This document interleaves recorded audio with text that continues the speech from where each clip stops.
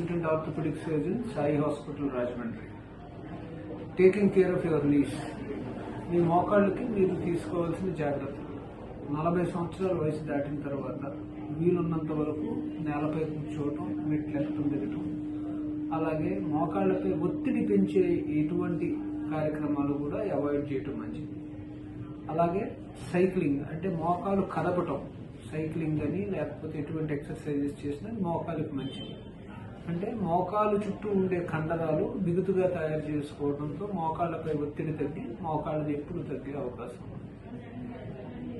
ఈ మోకాళ్ళ నొప్పులు బాగా తీవ్రంగా ఉన్నప్పుడు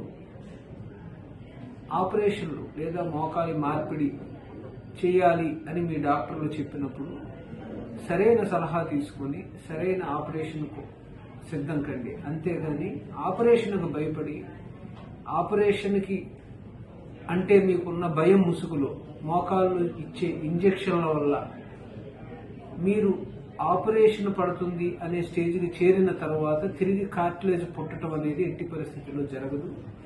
అటువంటి ఇంజెక్షన్ల జోలికి పోకుండా సరైన అభిప్రాయం తీసుకుని మీ మోకాళ్ళని కాపాడుకోండి.